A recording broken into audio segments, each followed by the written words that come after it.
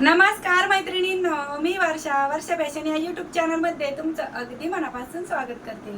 तर मैत्रिणींनो, आजच्या आयडियासाठी बघा मी इथे मेन फॅब्रिक ठेवून घेतलंय. मध्यभागी राईस बॅग कट केली, ते पण सेम त्याच पद्धतीने आहे. तर 12 इंचाची लांबी आहे आणि रुंदी आहे 11 इंच, 11 बाय 12 इंच. तर 11 बाय 12 इंचचे 2 पीस लागणार आहे आणि यावरती आपण क्विल्टिंग करून घेऊया. तर अशा प्रकारे मैत्रिणींनो, या दोनही पार्टवरती मी तिरपे टिपा मारून क्विल्टिंग करून घेतलेली आहे. दोनही पार्ट आपले क्विल्ट करून तयार झालेले आहे. आता त्यानंतर आपल्याला याचं एक पीस जरा वेळ साईडला ठेवायचं आहे आणि साईडच्या बॉर्डरचं माप कसं काढायचं ते सांगते. आता जिकडनं आपली ही लांबी आहे बघा 12 इंच, त्या साईडने आपल्याला इकडनं 2 इंचावरती एक मार्क करून घ्यायचं आहे. तर इकडनं मी 2 इंचावरती मार्क केलं आणि ह्या साईडने पण 2 इंच. आता ह्या पॉईंटपासून तर या पॉईंटपर्यंतचं अंतर आपल्याला मोजून घ्यायचं आहे, किती भरत आहे ते. आणि त्यामध्ये आपण 1 ते 2 इंच एक्स्ट्रा घेऊया. तर बघा मी इथे राईस बॅग कट करून घेतली. याची रुंदी 4 इंच आहे आणि लांबी घेतलेली आहे मी इथे 32 इंच. म्हणजे वाढव झाली तर ते आपण एक्स्ट्राची कट करून घेऊ. आणि अस्तरचा कपडा मी थोडा वाढव घेतलेला आहे, तो नंतर आपल्याला डबल पायपिंग करता यावी त्यासाठी. तर अशा प्रकारे बघा मैत्रिणींनो, मी यावरती उभे टिपा मारून क्विल्टिंग करून घेतलेला आहे आणि अस्तरचा कपडा आपण वाढवत घेतलेला आहे चारही साईडने थोडा. तो पायपिंगच्या वेळेस आपल्याला दुसरा कापड घेण्याची गरज पडू नये, त्यासाठी आपण हा सगळ्याच म्हणजे चारही साईडने 1-1 इंच कपडा वाढव राहील असा ठेवून घेतलेला होता. ठीक आहे, आता हे झालं साईड पार्टचं.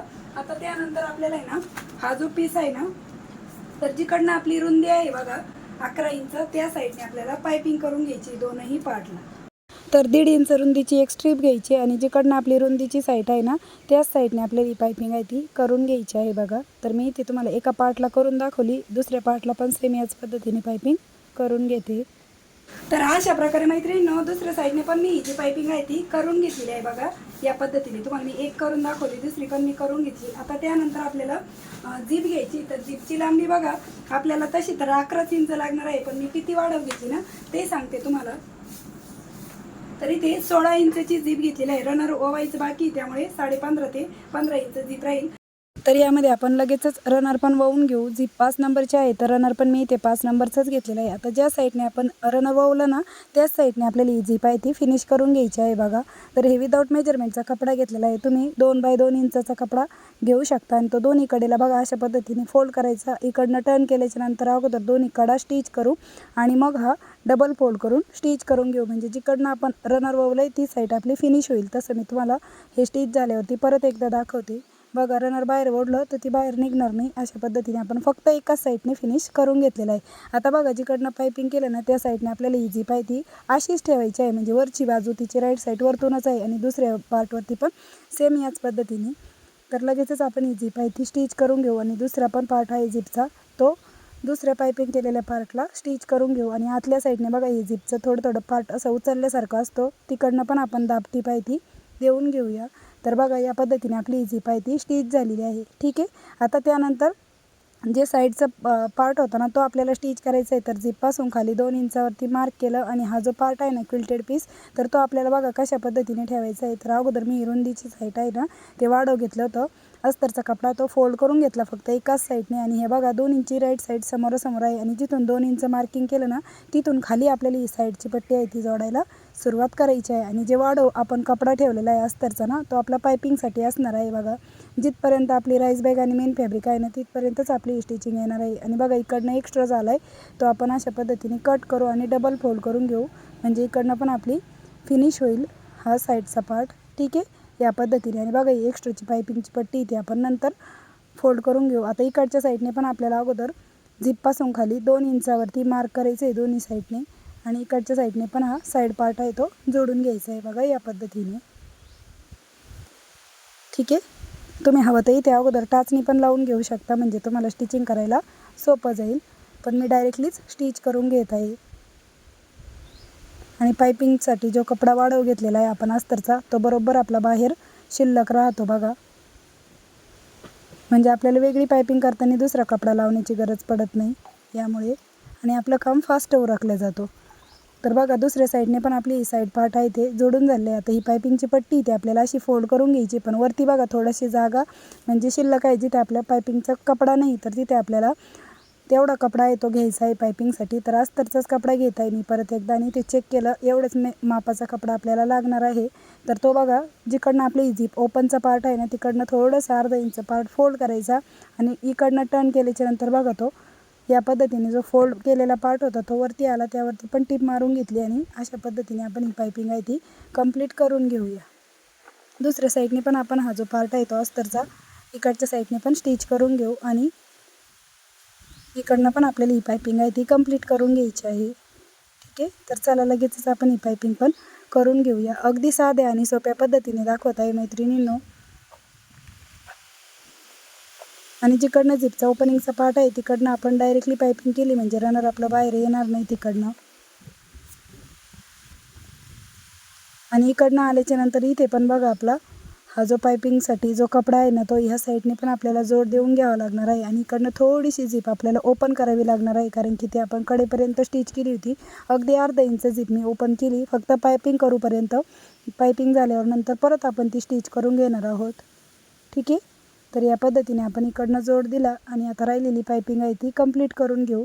आणि जी झिप आपण उसवून घेतली होती ती परत आपल्याला स्टिच करून घ्यायची आहे. फक्त पायपिंग करण्यापुरतीच आपण ती उसवून घेतली होती.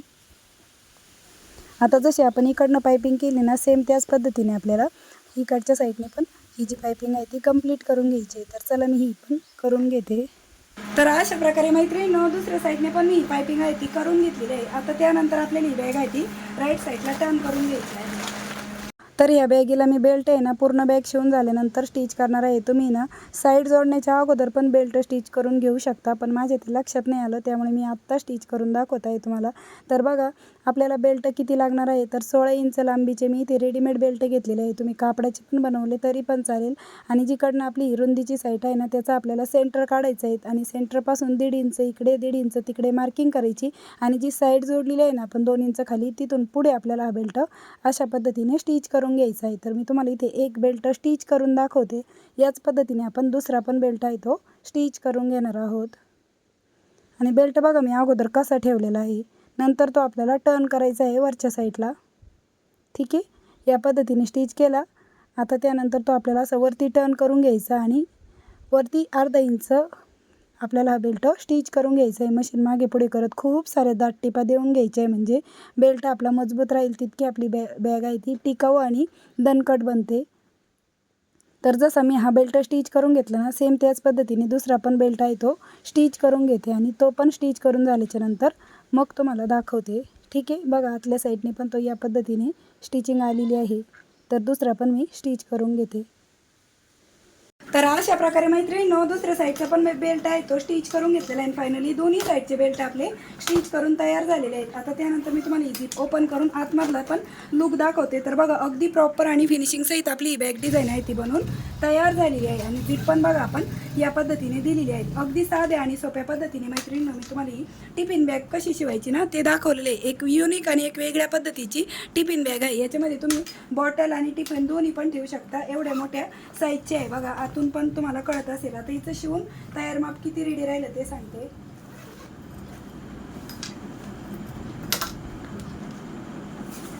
तर बघा 10 इंचची रुंदी आहे आणि उंची आहे 11.5 इंच आणि साईड आणि बॉटम.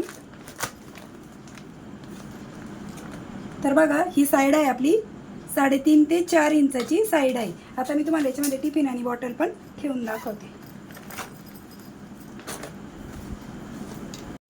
तर यामध्ये 1 लिटरची पाण्याची बॉटल तुम्ही आरामात ठेवू शकता आणि बॉटल ठेवून पण बघा आपली किती स्पेस शिल्लक राहिली. याच्यामध्ये तुम्ही ज्या छोट्या साईजचं टिफिन ठेवू शकता, याच्यापेक्षा मोठा जरी असेल तुमचा तर तो पण तुम्ही याच्यामध्ये आरामात ठेवू शकता, कारण की अजून पण आपली स्पेस शिल्लक आहे बघा एवढी. आणि अजून एखादी पाण्याची बॉटल पण तुम्ही याच्यामध्ये ठेवू शकता. जर तुम्हाला 2 पाण्याची बॉटल सोबत द्यायची असेल मुलांना तर तुम्ही देऊ शकता. आणि या पद्धतीने आपण ही झिप आहे ती क्लोज करून घेऊ. आणि बघा किती सुंदर अशी आपली टिफिन बॅग आहे ती बनवून तयार झाली. तीही अगदी साध्या आणि सोप्या पद्धतीने मी तुम्हाला दाखवलेली आहे. तर मैत्रिणींनो कशी वाटली तुम्हाला आपली आजची ही आयडिया ते पण मला कमेंट करून नक्की सांगा. व्हिडिओ युजफुल वाटला असेल, आवडला असेल तर प्लीज प्लीज प्लीज व्हिडिओला जाता जाता लाईक करा, शेअर करा आणि असेच नवीन नवीन युजफुल आणि युनिक व्हिडिओ बघण्यासाठी आपल्या वर्षा फॅशन चॅनलला नक्की सबस्क्राईब करा. तर भेटूया पुन्हा नेक्स्ट व्हिडिओमध्ये. तोपर्यंत bye bye. Thanks for watching. Shri Swami Samarth. जय जिजाऊ, जय शिवराय. Bye bye.